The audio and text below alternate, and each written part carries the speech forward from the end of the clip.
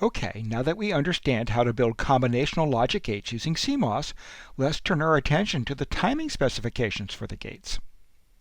Here's a simple circuit consisting of two CMOS inverters connected in series, which we'll use to understand how to characterize the timing of the inverter on the left. It will be helpful to build an electrical model of what happens when we change Vn, the voltage on the input, to the left inverter. If Vn makes a transition from a digital 0 to a digital 1, the PFET switch in the pull-up turns off and the NFET switch in the pull-down turns on, connecting the output node of the left inverter to ground. The electrical model for this node includes the distributed resistance and capacitance of the physical wire connecting the output of the left inverter to the input of the right inverter. And there is also capacitance associated with the gate terminals of the MOSFETs in the right inverter.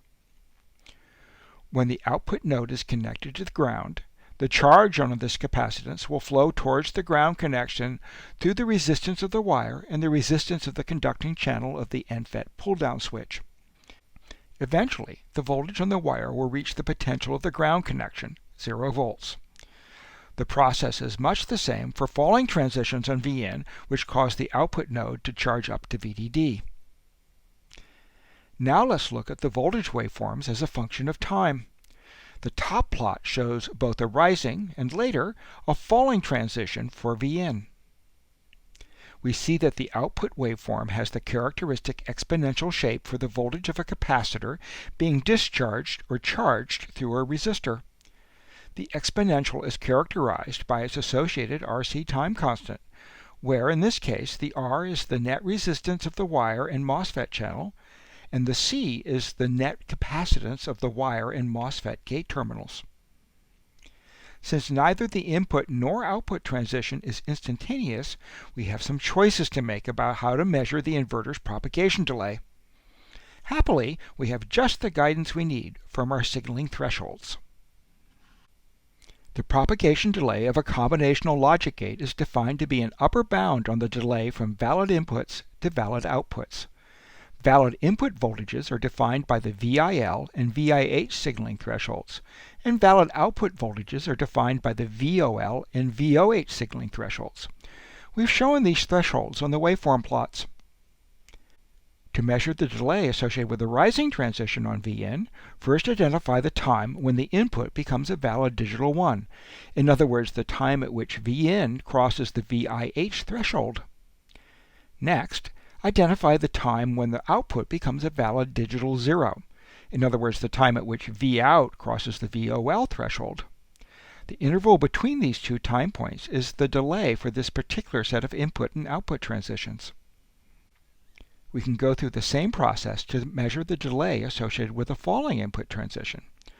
First, identify the time at which Vn crosses the VIL threshold. Then, find the time at which Vout crosses the VOH threshold. The resulting interval is the delay we wanted to measure. Since the propagation delay, TPD, is an upper bound on the delay associated with any input transition, we'll choose a value for TPD that's greater than or equal to the measurements we just made.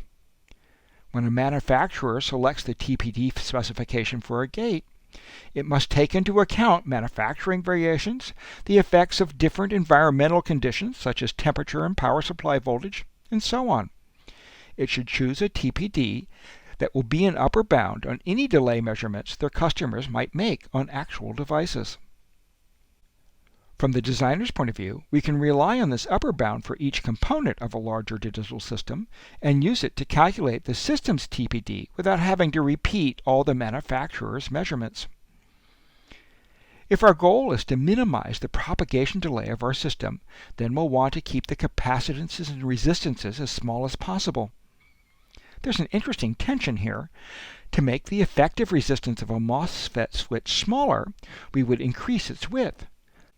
But that would add additional capacitance to the switch's gate terminal, slowing down transitions on the input node that connects to the gate.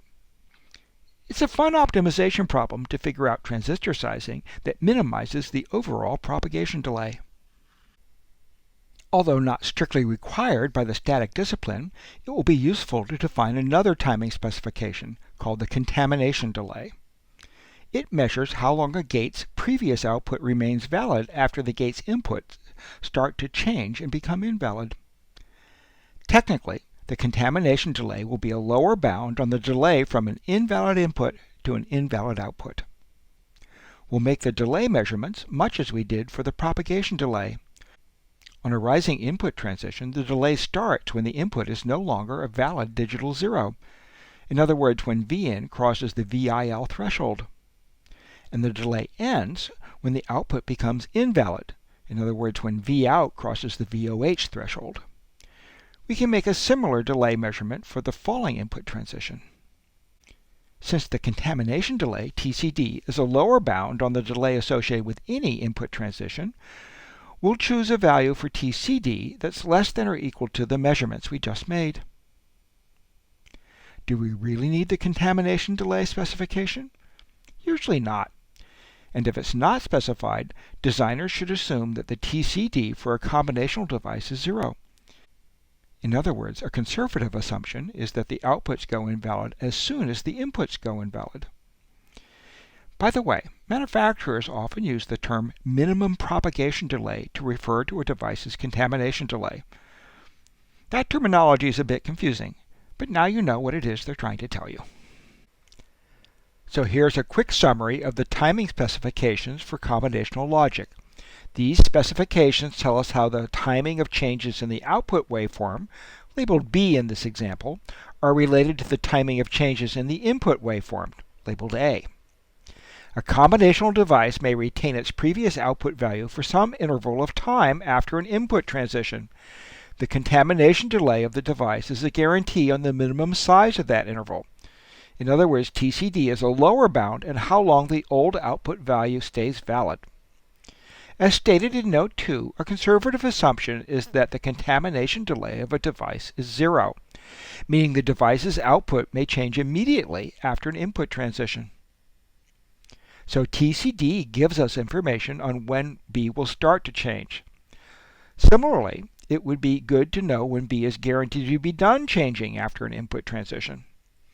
In other words, how long do we have to wait for a change in the inputs to be reflected in an updated value on the outputs? This is what TPD tells us, since it is an upper bound on the time it takes for B to become valid and stable after an input transition. As Note 1 points out, in general, there are no guarantees on the behavior of the output in the interval after TCD and before TPD, as measured from the input transition. It would be legal for the B output to change several times in that interval, or even have a non-digital voltage for any part of the interval.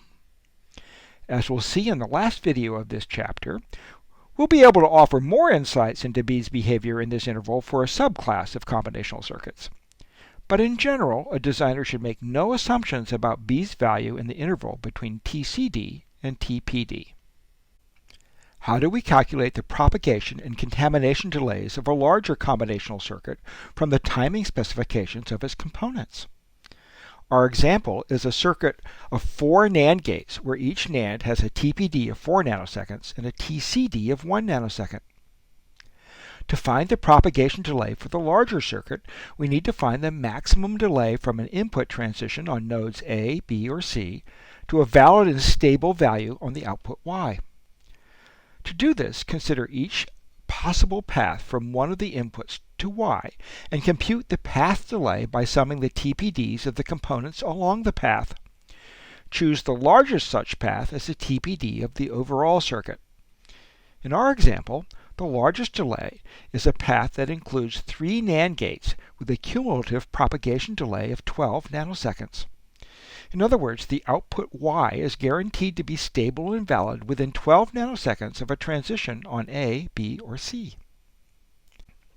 To find the contamination delay for the larger circuit, we again investigate all paths from inputs to outputs, but this time we're looking for the shortest path from an invalid input to an invalid output.